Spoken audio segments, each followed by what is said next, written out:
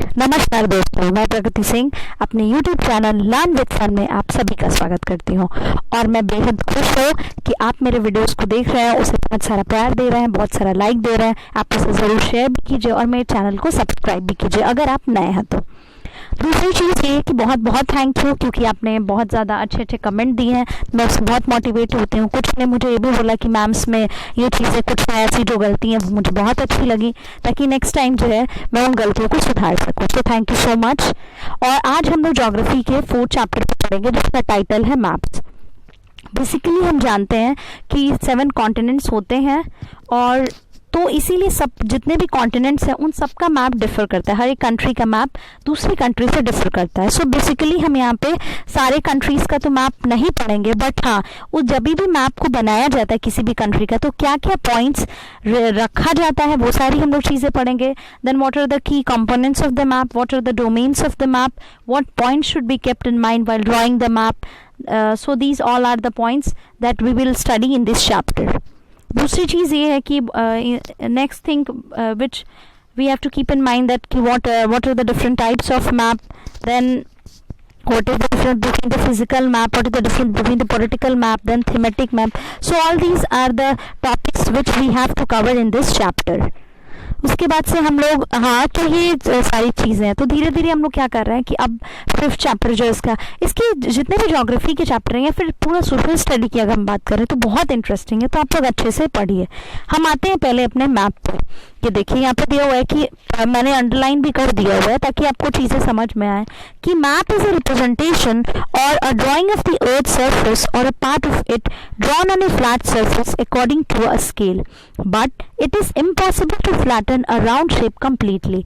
तो मैप क्या है? एक रिप्रेजेंटेशन है या फिर एक ड्राइंग है किसकी? अर्थ सरफेस की या अ पार्ट ऑफ इट, या फिर अर्थ सरफेस की पार्ट की, जिसे ड्रॉ किया जाता है एक फ्लैट सरफेस पे according to a scale, but it is impossible to flatten a round shape completely. क्योंकि शीट ऑफ पेपर पे किया जाता है तो ये कंप्लीटली फ्लैटन नहीं हो पाता, क्योंकि जो हम अर्थ सरफेस है वो कंप्लीटली फ्लैटन है। तो ये सारी चीज़ें रिप्रेजेंटेशन है अर्थ सरफेस का या part of it drawn on a flat surface according to a scale. हाँ, दूसरी चीज़ ये है कि जब भी स्केल के अकॉर्डिंग टू बनाया जाएगा, कभी भी मेजरमेंट के अकॉर्डिंग टू, उसे हम मैप कहेंगे। अगर स्केल के अकॉर्डिंग टू नहीं बनाया जाएगा, अगर कोई ड्राइंग बनाई जाएगी तो हम उसे कुछ और कहेंगे, जो हम लोग इस चैप्टर में ही पढ़ेंगे, आगे पढ़ेंगे। उसके बाद से दिया हुआ है कि we will find that maps are useful to us for various purpose. One map shows a small area and few facts. Another map may contain many facts as a big book. When many maps are put together, we get an atlas. Atlases are of various size, measurement drawn on a different scales. Maps provide more information than a globe. They are of different types. Some of them are described below. तो ये सारी चीज़ें अब देखिए पढ़ेंगे कि map कितने प्रकार के होते हैं। सबसे पहले फिजिकल मैप। फिजिकल मैप किसे कहते हैं? Maps showing natural features of the earth such as earth, mountain, plateaus, और ये दूसरा है पॉलिटिकल मैप किसे कहते हैं? तो map showing cities, towns and villages and different countries and states of the world with their boundaries are called political map. तो जब भी हम सिटी, टाउन या फिर विलेज पढ़ेंगे, डिफरेंट कंट्री पढ़ेंगे या स्टेट ऑफ द वर्ल्ड पढ़ेंगे, तो हमारा पॉलिटिकल मैप में आ जाएगा। थीमेटिक मैप में यहाँ पे देखिए दिया हुआ है कि रेनफॉल मैप हो गया। उसके बाद से some maps focus on specific information. तो स्पेसिफिक इन्फॉर्मेशन जब भी कोई मैप फोकस करेगा उसको थीमेटिक मैप कहेंगे। उसके बाद से बोल रहा है कि there are 3 components of map, that is distance, direction and symbol. अब हम लोग distance पे आते हैं। distance क्या लिखा हुआ है कि maps are drawing which are the drawings which reduce the entire world or a part of it to fit on a sheet of paper. sheet of paper पे ही तो हम लोग सारी चीज़ें बनाते हैं। उसके बाद से जो अगर डिस्टेंस की बात की जाए तो उसमें हम लोग हमेशा यूनिट रखते हैं कि 1 यूनिट इज इक्वल टू इतना सेंटीमीटर। तो ये चीज़ें दो डिफरेंट काइंड्स ऑफ डिस्टेंस में मैप होता है। स्मॉल स्केल मैप होता है, दूसरा लार्ज स्केल मैप होता है। अब स्मॉल स्केल मैप क्या हुआ है कि when large areas like continents or countries are to be shown on a paper, then we use a small scale. For example, 5 centimeter on the map shows 500 kilometer of the ground. It is called small scale map. देखिए आप नाम से मत समझिए कि वो small scale map है यानी कि उसमें स्मॉल एरिया दिखाया जा रहा है। नो, स्मॉल स्केल का मैप का ये मतलब हुआ जिसमें हम लोग जब भी कॉन्टिनेंट की बात करेंगे, कोई कंट्री की बात करेंगे, जब हमें उसे पेपर पे दिखाना होगा तो हम स्मॉल स्केल मैप का यूज करेंगे। क्यों? क्योंकि उसमें जो यूनिट दिया हुआ है वन यूनिट जो होगा वो ज़्यादा सेंटीमीटर के बराबर होगा, या फिर जो भी आप उसमें उसके यूनिट्स लोगे उसके बराबर होगा। दूसरी चीज़ है कि लार्ज स्केल मैप किसे कहते हैं, तो वह ना जब स्मॉल एरिया को दिखाया जाएगा तो हम लोग लार्ज स्केल मैप पे दिखाएंगे। क्यों? क्योंकि वहाँ पे वन यूनिट जो होगा वो कम हो जाएगा। समझ में आ रहा है? तो ये चीज़ें लार्ज स्केल मैप में क्या होता है, जब स्मॉल एरिया दिखाना होगा आपको, जो नाम है उसका ठीक उल्टा हो जाएगा। तो ये लार्ज स्केल हो गया, स्मॉल स्केल हो गया। जो दूसरी हम लोग का की कंपोनेंट है वो है direction. When most map contain an arrow marked with the letter N at the upper right hand corner, this arrow shows the north direction. It is called the north line. You know the north. You can find out other directions, for example east, west and south. There are 4 major directions. तो basically कितने directions होते हैं हमारे, क्योंकि बिना direction के तो आप कहाँ जाओगे आपको खुद नहीं पता है। तो ये चीज़ें, तो without any direction आप कहीं भी नहीं जा सकते हैं। तो हम लोग मैप में डायरेक्शन भी बहुत की कंपोनेंट होता है मैप का, और वो बहुत ही एसेंशियल रोल करता है। देखिए जो 4 डायरेक्शंस हैं वो क्या है, नॉर्थ है, साउथ है, ईस्ट है और वेस्ट है। अभी हम लोग तो इन सबको जो नॉर्थ, साउथ, ईस्ट, वेस्ट वो सारी चीज़ें, उसके बाद भी तो और 4 डायरेक्शंस होते हैं जिन्हें हम क्या कहते हैं, अदर फोर्स इंटरमीडिएट डायरेक्शन कहते हैं, जो आप अभी नेक्स्ट पेज में देखेंगे। जो वो हो जाएगा कि नॉर्थ ईस्ट हो जाएगा, साउथ ईस्ट हो जाएगा, साउथ वेस्ट हो जाएगा और नॉर्थ वेस्ट हो जाएगा। So we can locate any place more accurately with the help of this intermediate direction. तो एक तो 4 बेसिक डायरेक्शन होती है और उसके बाद से 4 जो होती है वो इंटरमीडिएट डायरेक्शन होती है। तो टोटल मिलके 8 डायरेक्शन होगी। और ये जहाँ तो ये सारे डायरेक्शन जहाँ पे यहाँ पे ये सारी चीज़ें दिखाई गई हैं इस फिगर में, देखिए तो ये हो गई कि नॉर्थ हो गया, उसके बाद से वेस्ट हो गया, इधर ईस्ट हो गया, इधर साउथ हो गया। ये देखिए मैं जो ये पॉइंट बोल रही थी कि अदर 4 इंटरमीडिएट डायरेक्शन जो है नॉर्थ ईस्ट है, साउथ वेस्ट है और नॉर्थ वेस्ट है। We can locate any place them accurately with the help of these intermediate directions. तो ये इंटरमीडिएट डायरेक्शंस है और they are called the cardinal points. इन्हें क्या कहते हैं, कार्डिनल पॉइंट्स कहते हैं। देखिए कार्डिनल डायरेक्शंस दिया हुआ है आपको, 4 तो मेन थी, उसके बाद से 4 जो थी वो इंटरमीडिएट डायरेक्शन थी। उसके बाद से दूसरी चीज दी हुई है यहाँ पे, देखिए कि we find out the following direction from the following figure 4.1। The direction of the, ये देखिए यहाँ पे दिया हुआ है कि एक मैप दिया हुआ है एक विलेज का, जहाँ पे शॉप है, पोस्ट ऑफिस है, देन कम्युनिटी सेंटर है, ट्री भी है, प्लेग्राउंड भी है, स्कूल भी है, वेल भी है, विकास, शीला और करीम का घर है, उसके बगल में उन लोगों का बगीचा ऑर्चिड है। तो वो ये बोल रहा है कि आप डायरेक्शन कम्युनिटी सेंटर से, प्लेग्राउंड का, विकास के घर से कितना होगा, प्लेग्राउंड का कितना होगा। दूसरा है कि आप डायरेक्शन फाइंड करें स्कूल का मैप से। तो ये सारी चीज़ें हैं जो हम लोग बेसिकली बहुत अच्छे से फाइंड कर सकते हैं।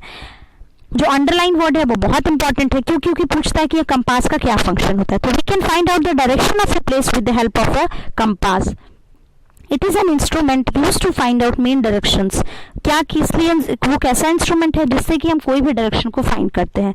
It's magnetic needles always point words north south direction. ये इंपॉर्टेंट क्वेश्चन है क्योंकि पूछा हुआ था कि जो कंपास का जो मैग्नेटिक नीडल है वो हमेशा किस डायरेक्शन में रहता है, तो नॉर्थ और साउथ में, NS में, इसीलिए मैंने इसका शॉर्ट फॉर्म बना दिया। तो ये सारी चीज़ें, कंपास क्या है, कंपास जो है हमारे डायरेक्शन को फाइंड करने में हेल्प करता है। उसका जो मैग्नेटिक नीडल है वो हमेशा ही नॉर्थ और साउथ डायरेक्शन में होता है। तो ये सारी चीज़ें हैं जो आपने पढ़ लिया और आप अच्छे से, आई होप कि आप लोगों को चीज़ें समझ में आई होंगी। अब थर्ड कंपोनेंट जो हम लोग पढ़ेंगे इसका मैप का, वो हमारा हो जाएगा सिंबल। क्योंकि ये ज़रूरी नहीं है कि हम सारी चीज़ों को ड्रॉ कर लें मैप पे एक्चुअल शेप और साइज़ में डिफरेंट फीचर्स के, जैसे मान लीजिए कि बिल्डिंग हो गया, रोड हो गया, ब्रिजेस हो गया, ट्रीज हो गई, रेलवेज हो गया, लाइन्स और a well. So they are shown by using certain letter, shades, color, pictures and line. These symbols give a lot of information in a limited space. With the use of these symbols, maps can be easily drawn and are simple to read.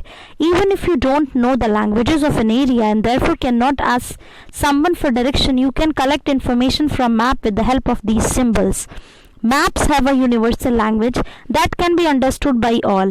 There is an international agreement regarding the use of these symbols. These are called conventional symbols. Some of these conventional symbols are shown in the figure 4.3.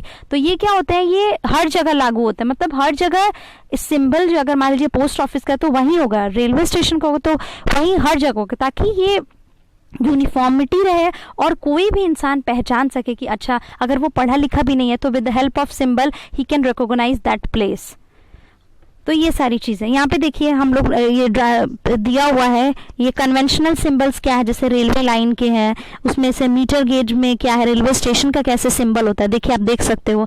Road में दिया हुआ है कि unmetalled है, कुछ metalled road है। उसके बाद से देखिए बाउंड्री में देखिए एक इंटरनेशनल दिया हुआ है, एक स्टेट दिया हुआ है, एक आउट डिस्ट्रिक्ट। तो ये सारे थे सिंबल। ये देखिए मैंने बोला था ना कि जो चीज़ स्केल से बनाई जाती है मेजरमेंट के साथ, डेफिनेट मेजरमेंट के साथ, उसे मैप कहते हैं। अब देखिए दो चीज़ है, एक यहाँ पर हम लोग स्केच पढ़ेंगे, दूसरा प्लान पढ़ेंगे। स्केच क्या होता है? A sketch is a drawing mainly based on memory and spot observation and not to scale.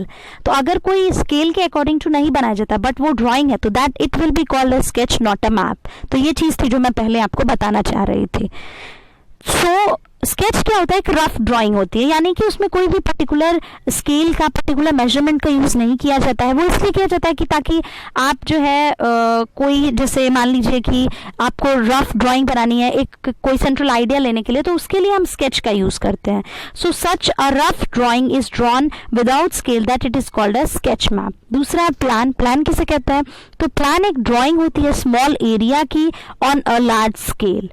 A large scale map gives a lot of information, but there are certain things which may sometimes want to know. For example, the length and breadth of it. देखिए large scale है यानी कि वो information जो है वो small की देगा, और अगर स्मॉल है तो वो इंफॉर्मेशन जो है वो लार्ज की देगा। यही मैंने आपको डिस्टेंस में बनाया था, दो मैप बनाया था। तो प्लान यही ड्राइंग है स्मॉल एरिया की, जो कि लार्ज स्केल पे बनेगी। जब लार्ज स्केल पे बना जाएगी तो स्मॉल एरिया की बनाया जाएगा, और जब अगर स्मॉल स्केल है तो उस पर लार्ज एरिया का बनाया जाएगा। तो ये सारी चीज़ें हैं, और at that time we can refer drawings drawn to scale called a plan. तो ये था पूरा चैप्टर का समरी जो मैंने आपको बहुत अच्छे से पढ़ा दिया है। आई होप आप लोगों को समझ में आएगा। अब देखिए हम लोग आते हैं टिक द करेक्ट आंसर पे। मैं इसको कर भी देती हूँ क्योंकि ताकि आपको समझ में भी आ जाए, एज वेल एज मैं आपको एक्सप्लेन भी कर सकूँ कि ये पॉइंट्स है। इसमें से देखिए सबसे पहला दिया हुआ है कि maps showing distribution of forest are called physical, thematic या पॉलिटिकल मैप। तो क्या हो जाएगा? बहुत अच्छा सा आंसर है कि इसका फिजिकल हो जाएगा। क्यों?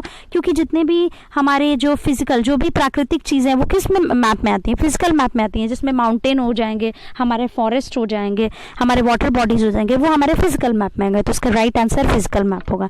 ब्लू कलर किस लिए यूज किया जाता है? तो blue colour is used for showing water bodies, mountains या प्लेन्स, तो वाटर बॉडीज के लिए।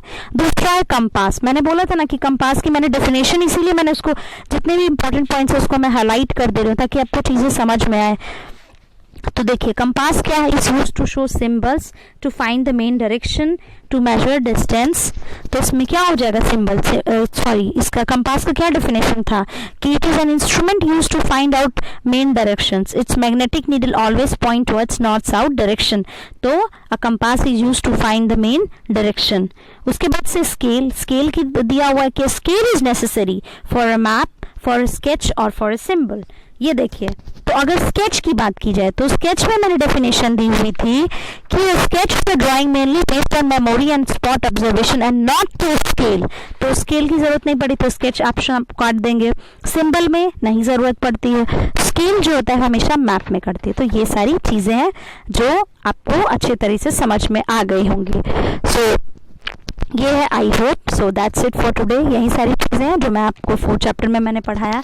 आपको ज़रूर अच्छा लगेगा, आप ज़रूर से अच्छे से सुनिएगा। वीडियो बिल्कुल बड़े नहीं है, मैं सब कुछ आपके इंटरेस्ट को, आपके टाइम को देख के वीडियो बनाती हूँ ताकि आप सब कुछ इसे समझ सको। So thank you so much. और मुझे इतना प्यार देने के लिए आप लोग कमेंट करते हैं, आप लोग शेयर करते हैं और सब्सक्राइब करते हैं, मुझे बहुत बहुत अच्छा लगता है। मैं बहुत मोटिवेट होती हूँ। और आप बिल्कुल मत घबराइए, हम लोग धीरे धीरे सब कुछ खत्म कर लेंगे। क्यों? क्योंकि हम लोग रेगुलर हैं, एक पेस में चल रहे हैं, तो चीज़ें बहुत अच्छे से ख़त्म हो जाएंगी। कोई घबराने की बात नहीं है। और एग्ज़ाम जो है वो अब तो डेट फिक्स ही हो गई कि उतने को ही होगा, तो कोई भी डीमोटिवेट होने की ज़रूरत नहीं है। और उसके बाद से कन्वर्ज होने की आपको ज़रूरत है, ना कि डाइवर्ज होने की। तो आप अपनी एनर्जी को है कन्वर्ज करिए, डाइवर्ज मत करिए, अच्छे से पढ़िए। और यही सब चीज़ें इसके बाद से हम लोग 5th चैप्टर पढ़ेंगे जो major domains of the earth है। उसके बाद से लैंड रिफॉर्म है और लैंड फॉर्म है। तो ये सारी चीज़ें जो बहुत इंटरेस्टिंग है, ज्योग्राफी, इवन सारे एसएसटी के चैप्टर्स हैं और बहुत ही अच्छा लग रहा है इन लोगों को पढ़ाने में। और जब मुझे इतना अच्छा लग रहा है पढ़ाने में तो आप इसे ज़रूर सुनिए, पढ़ने अच्छे से सुनिए। और मैं बहुत खुश होती हूँ कि आप मेरे वीडियोस को देखते हैं। और धीरे धीरे जो है हम लोग अब अपने चैप्टर के क्लोज होने के, अब पास आ ही रहे हैं। सो यही चीज़ें हैं। आई होप कि आप लोग बहुत अच्छा करेंगे और उसके बाद से दैट्स इट।